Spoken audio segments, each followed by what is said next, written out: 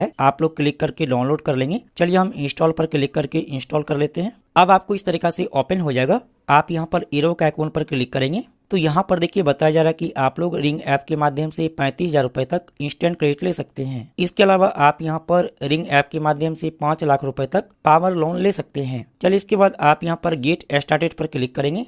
अब यहाँ पर देखिए साइन अप करने के लिए आ गया है, तो आप इस बॉक्स में अपना मोबाइल नंबर फिलअप करेंगे। यहाँ पर मोबाइल नंबर फिलअप करने के बाद सबमिट पर क्लिक करेंगे। अब आपके मोबाइल नंबर पर ओटीपी आएगा और यह ओटीपी यहाँ पर ऑटोमेटिक फिलअप हो जाता है।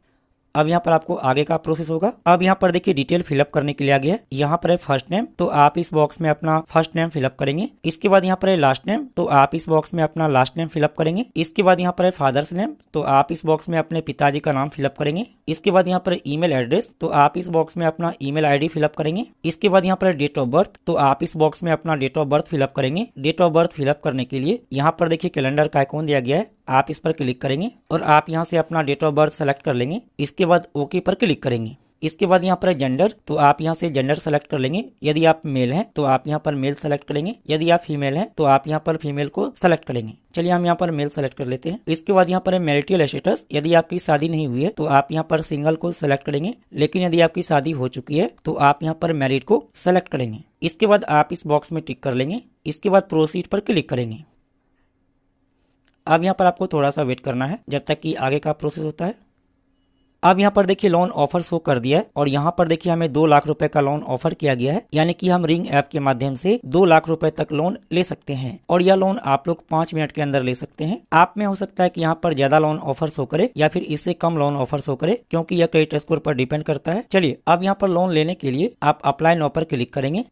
अब यहाँ पर देखिए परमिशन के लिए आ गया है, तो आपको यहाँ पर एसएमएस का परमिशन, लोकेशन का परमिशन और फोन का परमिशन देना होगा। इसके बाद आप यहाँ पर रीड एंड एक्सेप्ट पर क्लिक कर लेंगे। इसके बाद आप यहाँ पर क्लिक करके अलाउ कर लेंगे। अलाउ पर क्लिक कर लेंगे। अलाउ पर क्लिक कर लेंगे। इसके बाद ओके पर क्लिक कर लेंगे। अब यहाँ पर आपको थोड़ा सा वेट करना है जब तक कि यहाँ पर आगे का ऑफर शो किया जाता है, तो आपको यहाँ पर बैक नहीं करना है। अब यहाँ पर देखिए आपको केवाईसी कंप्लीट करना होगा, तो आपको यहाँ पर डिजी लॉकर के माध्यम से आधार वेरीफाई करना होगा। तो यहाँ पर देखिए एरो का आइकॉन बना हुआ है, आप इस पर क्लिक करेंगे। अब यहाँ पर देखिए आधार नंबर फिलअप करने के लिए आ गया है, तो जो भी आपका आधार नंबर है आप इस बॉक्स में फिलअप कर लेंगे। चलिए फिलअप कर लेते हैं। यहाँ पर आधार नंबर फिलअप करने के बाद नेक्स्ट पर क्लिक करेंगे।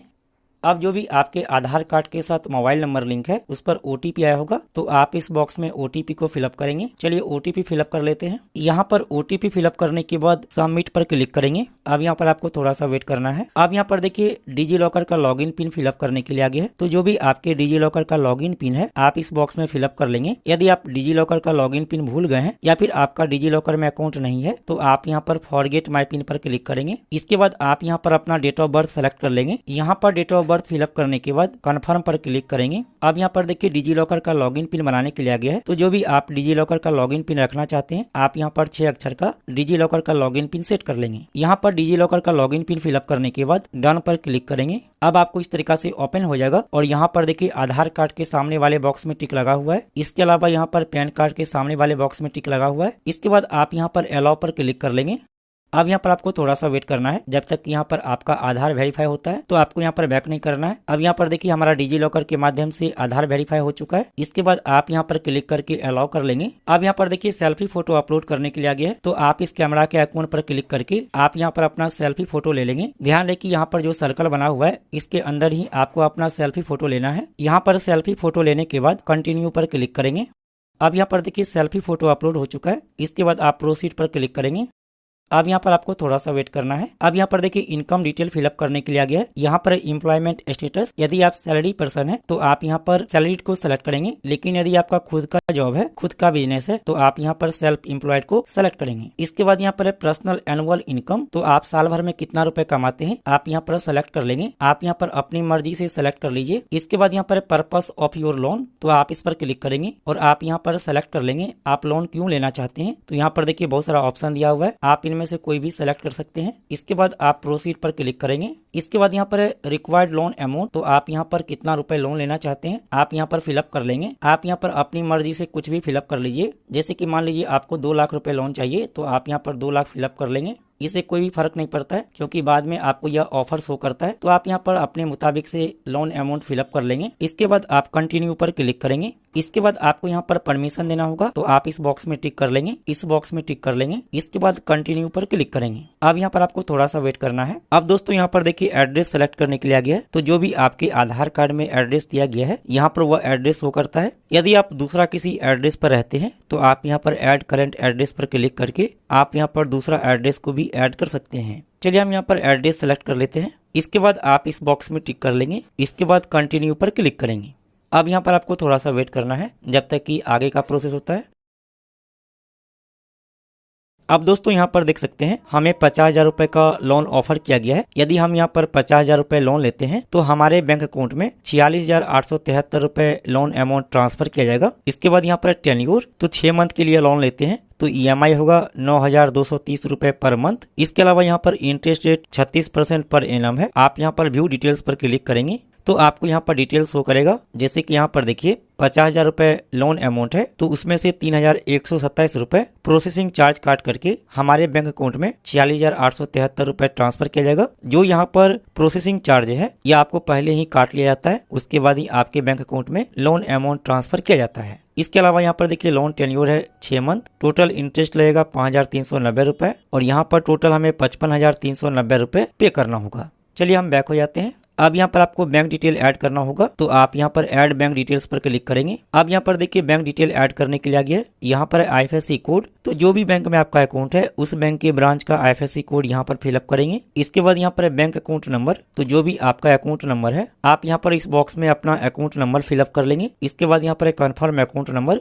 तो आप यहाँ पर अपना अकाउंट नंबर फिलअप कर लेंगे। इसके बाद यहाँ पर अकाउंट होल्डर नेम, तो जो भी आपका नाम है आप यहाँ पर फिलअप कर लेंगे। इसके बाद यहाँ पर अकाउंट टाइप, तो आप इस पर क्लिक करेंगे और आप यहाँ से सेलेक्ट कर लेंगे। यदि आपका सेविंग अकाउंट है तो आप यहाँ पर सेविंग को सेलेक्ट करेंगे, लेकिन यदि आपका करंट अकाउंट है तो आप यहाँ पर करंट को सेलेक्ट करेंगे। प्राय सभी का सेविंग अकाउंट होता है, तो हम यहाँ पर सेविंग सेलेक्ट कर लेते हैं। चलिए हम यहाँ पर बैंक डिटेल ऐड कर लेते हैं जो अकाउंट में हमें यह लोन अमाउंट लेना है। यहाँ पर बैंक डिटेल ऐड करने के बाद कंटिन्यू पर क्लिक करेंगे। अब यहाँ पर कंफर्म करने के लिए आ गया है, तो आप यहाँ से अपना अकाउंट नंबर चेक कर लेंगे। चलिए इसके बाद आप कंफर्म पर क्लिक करेंगे। अब यहाँ पर आपको थोड़ा सा वेट करना है। अब यहाँ पर देखिए हमने जो बैंक अकाउंट ऐड किया है वह ऐड हो चुका है। यदि आप दूसरा बैंक अकाउंट को ऐड करना चाहते हैं तो आप यहाँ पर चेंज बैंक पर क्लिक करके आप यहाँ से अकाउंट चेंज भी कर सकते हैं। अब यहाँ पर देखिए ऑटो डेबिट सेट करने के लिए आ गया है। ऑटो डेबिट मतलब जितना भी आपका EMI है वह EMI आपके बैंक अकाउंट से ऑटोमेटिक हर एक महीने कटते रहेगा, आपको अलग से EMI पे करने की जरूरत नहीं पड़ेगी। तो ऑटो डेबिट सेट करने के लिए यहाँ पर देखिए लिखा है सेटअप ऑटो डेबिट, आप इस पर क्लिक करेंगे।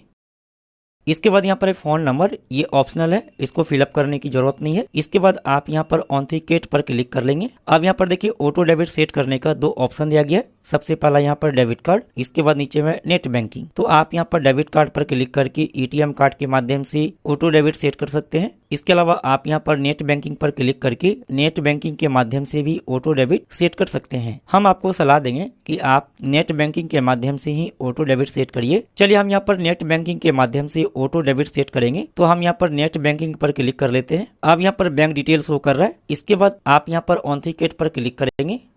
अब यहाँ पर देखिए आपको डिटेल शो करेगा। इसके बाद आप नीचे स्क्रॉल करेंगे। इसके बाद आप प्रोसीड पर क्लिक कर लेंगे।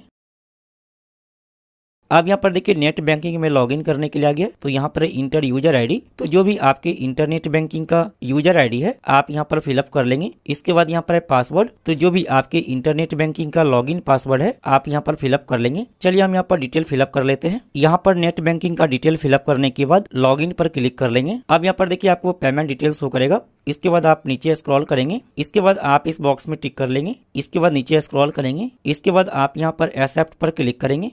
अब आपके मोबाइल नंबर पर OTP आया होगा, तो आप यहाँ पर OTP को फिलअप करेंगे। यहाँ पर OTP फिलअप करने के बाद कन्फर्म पर क्लिक कर लेंगे। अब यहाँ पर देखिए हमारा ऑटो डेबिट सेट हो चुका है। अब यहाँ पर आपको थोड़ा सा वेट करना है। यहाँ पर देखिए टाइम चल रहा है, तो इस टाइम के बाद आपका यहाँ पर ऑटोमेटिक आगे का प्रोसेस होगा। अब यहाँ पर देखिए ट्रांजैक्शन स्टेटस शो कर रहा है। अब यहाँ पर देखिए आपको इस तरीका से शो करेगा। इसके बाद आप नीचे स्क्रॉल करेंगे और आप यहाँ पर प्रोसीड पर क्लिक कर लेंगे। अब यहाँ पर आपको थोड़ा सा वेट करना है। अब यहाँ पर देखिए आ गया ऑटो डेबिट सक्सेसफुल। अब आपको इस तरीका से ओपन हो जाएगा और यहाँ पर देखिए आपको फिर से लोन डिटेल शो करेगा। चलिए इसके बाद आप इस बॉक्स में टिक कर लेंगे। इसके बाद ट्रांसफर नाउ पर क्लिक करेंगे। अब आपके बैंक अकाउंट में यह लोन अमाउंट ट्रांसफर कर दिया जाएगा, तो आपको यहाँ पर थोड़ा सा वेट करना है जब तक कि आगे का प्रोसेस होता है। तो आपको यहाँ पर बैक नहीं करना है। अब दोस्तों यहाँ पर देखिए शो कर दिया है कि आपके बैंक अकाउंट में यह लोन अमाउंट ट्रांसफर कर दिया गया है। चलिए इसके बाद हम होम पर क्लिक कर लेते हैं। अब दोस्तों यहाँ पर देख सकते हैं हमारे बैंक अकाउंट में यह लोन अमाउंट ट्रांसफर कर दिया गया है और यहाँ पर देखिए शो कर रहा है पावर लोन एक्टिव। चलिए दोस्तों अब आपको हम यहाँ पर प्रूफ दिखा देते हैं कि हमारे बैंक अकाउंट में यह लोन अमाउंट ट्रांसफर किया गया है या फिर नहीं किया गया है। हमने SBI बैंक अकाउंट में यह लोन अमाउंट ट्रांसफर किया है, तो हमने यहाँ पर योनो SBI को लॉगिन कर लिया है। इसके बाद अकाउंट्स पर क्लिक करेंगे। इसके बाद यहाँ पर देखिए अकाउंट नंबर शो कर रहा है, इस पर हम क्लिक कर लेते हैं। इसके बाद यहाँ पर ट्रांजैक्शन, इस पर क्लिक करेंगे। दोस्तों यहाँ पर देख सकते हैं हमारे बैंक अकाउंट में यह लोन अमाउंट आ चुका है और यहाँ पर देखिए 46,873 रुपए लोन ट्रांसफर किया गया है और यहाँ पर देखिए लिखा है रिंग, तो हमने रिंग ऐप से लोन लिया है। तो इस तरह से आप लोग रिंग ऐप के माध्यम से आसानी से लोन ले सकते हैं। आपको लोन मिलना आपके क्रेडिट स्कोर पर डिपेंड करता है। आप हमें कमेंट करके जरूर बताइएगा कि आपको यहाँ पर कितना लोन ऑफर किया गया है। फिर मिलता अगले वीडियो में, तब तक के लिए बहुत ख्याल रखिए। Bye, take care.